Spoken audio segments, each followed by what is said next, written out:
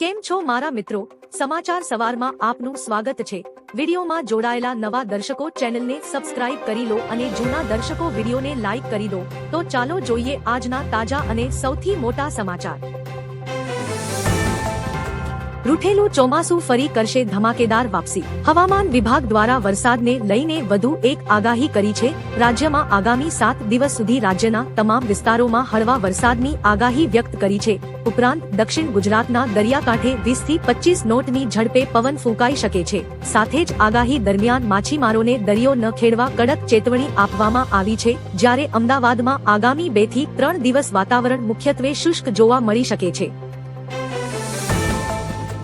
ચાંદીપુરાના 9 શંકાસ્પદ કેસ નોંધાયા। સાબરકાંઠામાં શંકાસ્પદ ચાંદીપુરા વાયરસના 9 કેસ નોંધાતા આરોગ્ય વિભાગ સતર્ક બન્યું છે। અત્યાર સુધી 5 બાળકોના મોત થયા હોવાનું સામે આવ્યું છે, જ્યારે 2 બાળકો સારવાર હેઠળ અને 2 સ્વસ્થ થયા છે। બાળકની 3 વર્ષીય બાળકીમાં શંકાસ્પદ લક્ષણો જોવા મળતા તેને હિંમતનગર સિવિલ હોસ્પિટલમાં દાખલ કરવામાં આવી છે। તેના સેમ્પલ તપાસ માટે મોકલાયા છે।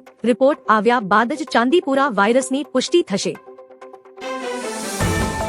આજથી રથયાત્રાના કાર્યક્રમનો પ્રારંભ। અમદાવાદમાં ભગવાન જગન્નાથની 149મી ઐતિહાસિક અને પૌરાણિક રથયાત્રા 16 જુલાઈના રોજ ભવ્ય રીતે નીકળશે। રથયાત્રાના કાર્યક્રમનો પ્રારંભ આજે એટલે 14 જુલાઈના રોજ થશે। પ્રારંભના પ્રથમ દિવસે ભગવાનની નેત્રોત્સવ પૂજા, ધ્વજારોહણ અને સંત સન્માન સહિતના ધાર્મિક કાર્યક્રમો યોજાશે। આ પ્રસંગે નાયબ મુખ્યમંત્રી હર્ષ સંઘવી સહિત અનેક ભાજપના નેતાઓ હાજર રહેશે।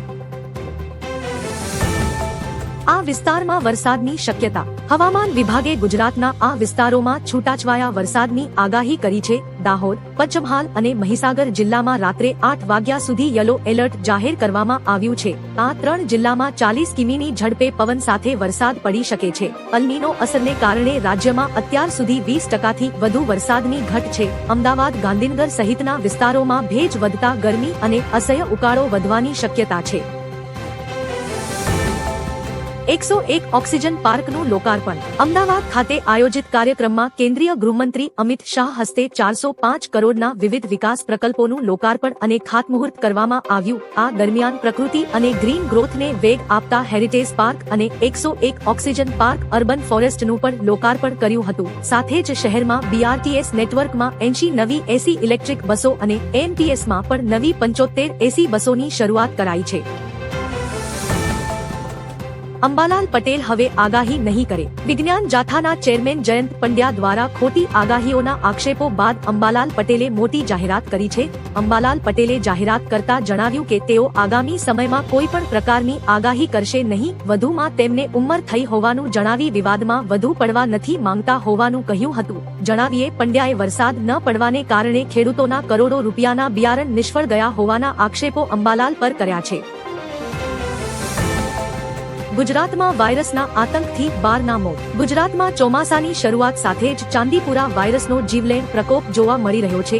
ગાંધીનગર, સાબરકાંઠા અને પંચમહાલ સહિતના જિલ્લાઓમાં ફેલાયેલા આ વાયરસથી અત્યાર સુધીમાં 12 બાળકોના મોત નીપજ્યા છે, જેમાં 3 પોઝિટિવ અને 9 શંકાસ્પદ કેસ સામેલ છે। હાલમાં 2 પોઝિટિવ સહિત 7 બાળકો વિવિધ હોસ્પિટલોમાં સારવાર હેઠળ છે, જેને પગલે આરોગ્ય વિભાગ સંપૂર્ણ હરકતમાં આવ્યું છે।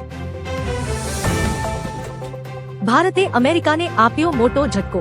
જૂન 2026માં ભારતે રશિયા પાસેથી 4.5 અબજ યુરોનું રેકોર્ડ ક્રૂડ ઓઇલ આયાત કર્યું, જે મેની સરખામણીએ 34% વધુ છે। સીઆરએના અહેવાલ મુજબ રશિયા પાસેથી ભારતની કુલ ઇંધણ આયાત 5.5 અબજ યુરો રહી, જેમાં 83% હિસ્સો ક્રૂડ ઓઇલનો હતો। રિલાયન્સ, આઈઓસી, બીપીસીએલ અને નાયરા એનર્જીની રિફાઇનરીઓમાં રશિયન તેલની સપ્લાયમાં નોંધપાત્ર વધારો થયો। જો કે આંતરરાષ્ટ્રીય બજારમાં ભાવ ઘટતા રશિયાની દૈનિક તેલ આવકમાં 8%નો ઘટાડો નોંધાયો હતો। રાહુલ ગાંધી છેલ્લા 20 દિવસથી ગાયબ। નીટ પેપર લીક મુદ્દે કોંગ્રેસના છાત્રો કી ગૂંજ અભિયાન હેઠળ 15 જુલાઈએ પટનામાં યોજાનારો રાહુલ ગાંધીનો કાર્યક્રમ રદ કરવામાં આવ્યો છે। હવે વિદ્યાર્થીઓ સાથેનો સંવાદ 17 જુલાઈએ દહેરાદૂનમાં યોજાશે। સૂત્રોના જણાવ્યા મુજબ બિહાર કોંગ્રેસના આંતરિક વિવાદને કારણે સ્થળ બદલાયું છે। બીજી તરફ રાહુલ ગાંધી છેલ્લા કેટલાક દિવસોથી જાહેર કાર્યક્રમોમાં દેખાયા નથી। સૂત્રો મુજબ તેઓ વિદેશ પ્રવાસે છે। ભાજપનો ઉમર અબ્દુલ્લા પર વળતો પ્રહાર। જમ્મુ કાશ્મીરના મુખ્યમંત્રી ઉમર અબ્દુલ્લાએ ભાજપ પર ધારાસભ્યોની ખરીદ વેચાણના ગંભીર આરોપો લગાવ્યા છે। આ આક્ષેપો પર ભાજપે આકરું વલણ અપનાવતા તેને તદ્દન પાયાવિહોણા ગણાવ્યા છે। ભાજપના પ્રવક્તા સુધાંશુ ત્રિવેદીએ પડકાર ફેંક્યો છે કે ઉમર કાં તો પુરાવા આપીને આ વાત સાબિત કરે અથવા તુરંત માફી માંગે। જો તેઓ માફી નહીં માંગે તો તેમના વિરુદ્ધ માનહાનિનો કેસ દાખલ કરશે તેવી ચીમકી આપી છે। અમદાવાદે રચ્યો Guinness world record. Ahmedabad municipal કોર્પોરેશને ભાડજ ખાતે આયોજિત વિશાળ હરિયાળી અભિયાનમાં મિયાવાકી પદ્ધતિથી માત્ર 1 જ કલાકમાં 3.5 લાખ વૃક્ષોનું વાવેતર કરીને ગિનીસ વર્લ્ડ રેકોર્ડ સ્થાપ્યો છે। આશરે 91,000 ચોરસ મીટર વિસ્તારમાં યોજાયેલા અભિયાનમાં 25,000થી વધુ સ્વયંસેવકોએ ભાગ લીધો હતો। 35 સ્થાનિક જાતિના રોપાઓનું વાવેતર કરીને પર્યાવરણ સંરક્ષણ અને હરિયાળા ભવિષ્ય તરફ મહત્વપૂર્ણ પગલું ભરવામાં આવ્યું છે। ભારતનો મોટો દાવ, 16 ખતરનાક યુદ્ધપોત। ભારતીય નૌકાદળની તાકાતમાં વધારો કરવા માટે ભારતીય નૌસેના 1 લાખ કરોડની લાગથી 16 સ્વદેશી યુદ્ધપોત બનાવવાની તૈયારી કરી રહી છે। પ્રોજેક્ટ 15C, 17B અને 18C હેઠળ guided missile destroyer, stealth frigate અને વિશાળ સરફેસ કોમ્બેટન્ટ સામેલ થશે। આ મેગા પ્રોજેક્ટ ચીનની વધતી સમુદ્રી કાર્યવાહીનો સામનો કરવા માટે ખાસ માનવામાં આવી રહ્યો છે। બંગાળમાં 20 વર્ષ પછી ટાટા જૂથની વાપસી શક્ય। પશ્ચિમ બંગાળના સિંગુરમાં ભાજપ સરકાર બન્યા બાદ ટાટા જૂથની વાપસીની ચર્ચાઓ તેજ થઈ છે। ઉદ્યોગ મંત્રી તાપસ રોયના જણાવ્યા મુજબ ટાટા સાથે શરૂઆતી વાતચીત ચાલુ છે અને મુખ્યમંત્રી આ મામલે દેખરેખ રાખી રહ્યા છે। 2006માં મમતા બેનર્જીના આંદોલન બાદ પ્લાન્ટ બંધ થયો હતો, જેનાથી હજારો ખેડૂતો સંકટમાં મુકાયા હતા। હવે સરકાર અન્ય કોઈ કંપનીને બદલે ટાટાને પ્રાથમિકતા આપી રહી છે। અમરેલીમાં બોગસ ડોક્ટર ઝડપાયો। અમરેલી જિલ્લામાં બોગસ ડોક્ટરો સામે ચાલી રહેલી ઝુંબેશ દરમિયાન એસઓજીએ બાબરા તાલુકાના ખોરખાણ ગામેથી નવનીતભાઈ વિઠ્ઠલભાઈ વૈષ્ણવની ધરપકડ કરી છે। આરોપી કોઈપણ માન્ય મેડિકલ ડિગ્રી વિના ક્લિનિક ચલાવી એલોપેથિક સારવાર આપતો અને દર્દીઓ પાસેથી ફી વસૂલતો હતો।